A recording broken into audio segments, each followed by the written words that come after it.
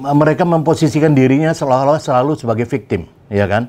Selalu sebagai victim, dan mereka ini kan dari dulu. Tapi sebetulnya yang terjadi bukan mereka sebagai victim, mereka tidak pernah konsisten.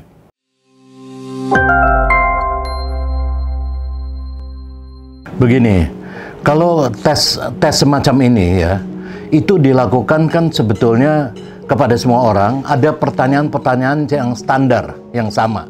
Ya, tapi ada juga pengembangan, ya, pengembangan dari ini.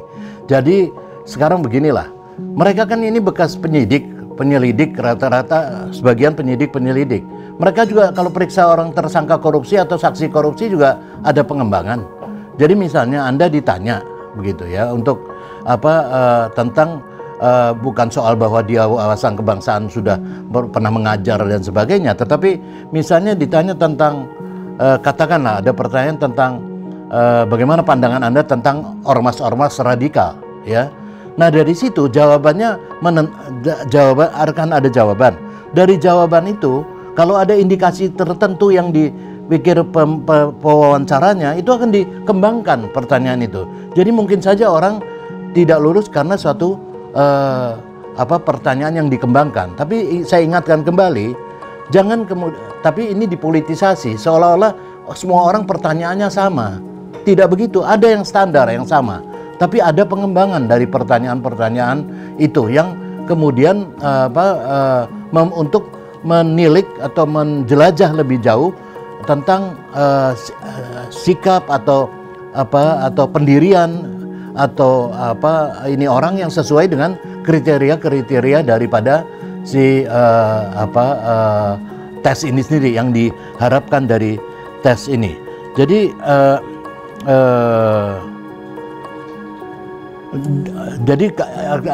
namun di luar ini kan dikembangkan seolah-olah bahwa ini seolah-olah mau dikatakan bahwa seolah-olah pertanyaan itu sama, ya kan?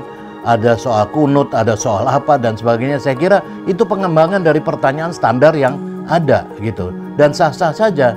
Kalau Anda ditanya misalnya bagaimana pendapat Anda tentang satu ormas radikal atau ini sebenarnya, oh saya nggak ada masalah gitu, saya setuju Taliban segala macam dan sebagainya, misalnya begitu ya, itu kan akan ditanya berikutnya untuk melihat ini sikap dan ideologi dia semacam apa ya, atau itu tetap penting saya kira untuk bekerja pada suatu lembaga yang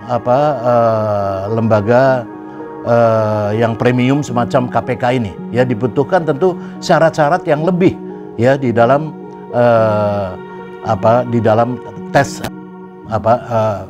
tes itu sendiri. Mereka memposisikan dirinya seolah-olah selalu sebagai victim, ya kan? Selalu sebagai victim, dan mereka ini kan dari dulu. Tapi sebetulnya yang terjadi bukan mereka sebagai victim, mereka tidak pernah konsisten, ya, tidak pernah konsisten karena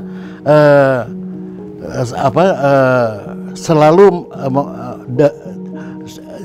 misalnya jalur hukum dari mereka itu ditempuh, misalnya menggugat Undang-Undang Nomor 19 tahun 2019 ya misalnya, tapi kemudian kalah.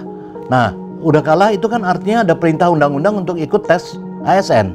Nah sudah ikut tes ASN, mereka tidak lulus, tapi kemudian menyalahkan materinya, ya, menyalahkan toolsnya, menyalahkan instrumennya, ya, dan lebih konyol lagi kemudian bermain politik dengan menuding atau katakanlah menyudutkan ya Ketua KPK Pak Firly untuk dipecat misalnya, ya, yang tidak ada hubungannya dengan urusan tes ini, gitu kan? Itu kan main politik, ya, main politik yang murahan menurut saya. Karena dan lebih konyol lagi, ada yang mengadu kemudian ke Mabes Polri bahwa Firly untuk dicopot. Saya tidak perlu membela Pak Firly, ya, karena selain dia memang bisa membela dirinya sendiri, tetapi saya ingin mendudukkan bahwa ini dia itu dipilih ya oleh presiden ya melalui suatu seleksi yang ketat gitu, dan tidak semudah itu ini, dan itu tidak dijadikan manuver-manuver politik kemudian oleh orang-orang ini. ya. Dan saya kira begini, kalau mereka memang tetap tidak puas terhadap ini, ya tuntut saja yang menyelenggarakan tes. Kan ada itu BKN dan beberapa komponen lain yang memang melakukan tes untuk itu, ya. Jadi tapi ini jangan jadi manuver-manuver politik terus-menerus, ya. Ini kita harus akhiri manuver-manuver ini, ya. Ini yang menyebabkan sebetulnya kalau pertanyaan tadi, korupsi itu terbengkalai dan tidak banyak persoalan korupsi bisa diungkap, itu kan karena manuver demi manuver.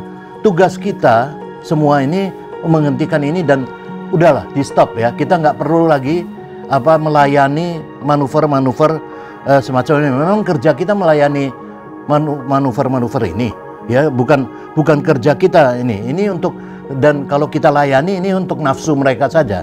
Jadi saya kira tidak perlu. Yang kedua, saya kira adalah menyangkut ini juga tidak tepat, ya.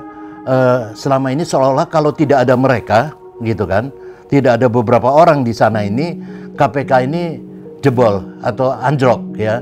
Itu saya kira satu cara pikir, impresi ini adalah yang cara berpikir yang simplistik dan seperti mimpi, ya. Karena di KPK itu kan bekerja kolektif kolegial, ya. Mau novel mau siapapun itu kan nggak bisa bekerja sendiri. Ada atasannya juga yang harus menyetujui, harus ini, dan kemudian mengeksekusi suatu perkara, gitu. Jadi jangan sekali-kali juga mengkultus individukan seseorang. Ya, KPK ini bukan lembaga yang mau melahirkan artis, ya, tapi dia lembaga yang justru harusnya bekerja secara silent, ya, dan kemudian ini bukan melahirkan artis, ya, artis-artis yang ini. Justru kalau orang bekerja di KPK itu kan mestinya agak tidak tampil, ya, tidak tampil ini. Jadi ini cara-cara mengkultus individukan yang mengkultus individukan seseorang. Iya, saya kira itu kan satu TWK ini kan satu alat, ya, tools, instrumen saja untuk mengini seseorang. Jadi kalau mengetes seseorang dan ketika itu dites dan sudah ada hasil yang ini dihasilkan, itu kan dilakukan oleh lembaga-lembaga yang saya kira memang kompeten untuk itu, ya. Dan sekali lagi bahkan KPK sendiri tidak ikut untuk mengetes mereka. Yang mengetes mereka ini adalah BKN dan beberapa institusi terkait yang kompeten, yang akuntabel, ya. Dan memang ini tidak terjadi hanya pada di KPK. Orang mau menjadi ASN, kemudian itu pun akan dites, ya. Dan vendornya antara lain salah satu adalah BKN ini, gitu, ya. Jadi orang masuk menjadi ASN ini memang di lembaga, di institusi manapun untuk penerimaan ASN dan siapapun di situ, ya, itu dites hal yang sama. Jadi kita nggak bisa menilai bahwa kemudian ada 51 orang yang katakanlah diberhentikan itu sebagai tidak tepat dan sebagainya. Karena kita tahu bahwa dari semua pegawai yang ikut tes ini 1.300-an, ya, ini hanya 75 orang itu yang awal dikatakan bahwa tidak lulus, itu hanya 5,4%. Ya, 5,4%. Dan ini mereka semua dari sekian, yaitu tentu KPK punya, mungkin BKN punya alat tersendiri untuk mengukur untuk orang bekerja di KPK. Tentu akan berbeda dengan orang bekerja di Departemen Kesehatan misalnya. Tetapi dia sudah punya alat sendiri, tool sendiri yang diberlakukan secara sama kepada 1.300-an orang yang mengikuti tes, ya. Artinya ini sudah diberi akses dan kesempatan yang sama mengikuti tes. Tes dilakukan, ini adalah manifestasi perintah undang-undang, ya, dan melibatkan semua instansi terkait di dalam prosesnya, dan keputusan saya kira memang sudah transparan dan akuntabel. Jadi saya kira ini tidak agak sulit untuk diganggu gugat kembali, dan apalagi ini saya kira udah sejalan juga dengan apa yang arahan presiden sebelumnya, ya. Presiden kan bukan mengatakan tidak boleh diberhentikan, tidak, ya, tidak serta merta tes ini kemudian bisa berarti pemberhentian terhadap pegawai. Mereka memang tidak diberhentikan serta merta. Nanti tanggal 1 yang 51 orang ini 1 November mereka diberhentikan, dan 24 yang lain itu masih bisa dibina atau diberikan pendidikan, bahkan diberi kesempatan kemungkinan untuk melakukan tes kembali untuk bisa lulus menjadi ASN kalau yang berminat menjadi ASN. Jadi apa yang diarahkan presiden ini sudah sejalan dengan keputusan terakhir dari BKN, Menpan, kemudian KPK sendiri untuk memberhentikan 51 orang itu pada tanggal 1 November dan 24 orang lain akan dibina. Yang saya kira keliru. Nah, dalam hemat saya memang baik pimpinan KPK maupun aparat pemerintahan ini, ya presiden dan lain, sudahlah kita cukupkan ya manuver-manuver mereka ini sampai di sini. Ya kalau tidak kita terlalu banyak buang waktu untuk dan bagaimana cuma 5,4% yang tidak lulus, kok lalu nasib yang 1.000 sekian orang yang lulus ini macam mana gitu ininya.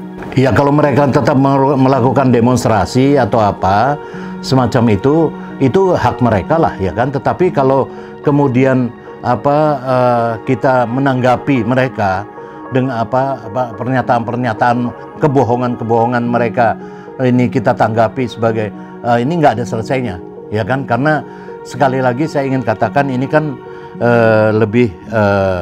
lebih merupakan nafsu mereka untuk tidak mau kalah terhadap ini. Makanya kan jurus-jurusnya kalau kita lihat belakangan ini kan ya ke Kapolri, kemana, ke Ombudsman, dan juga suruh peta Firly, suruh ini itu semacam itu, seperti pendekar mabuk, ya. Ini gaya pendekar mabuk, anak yang dotnya dicabut itu, ya. Jadi saya kira jurus-jurus ini nggak perlu kita layani. Nanti kita jadi terlalu terbawa dan kita jadi seperti anak kecil juga. Saya kira dia berjalan saja seperti biasa. Masih banyak kasus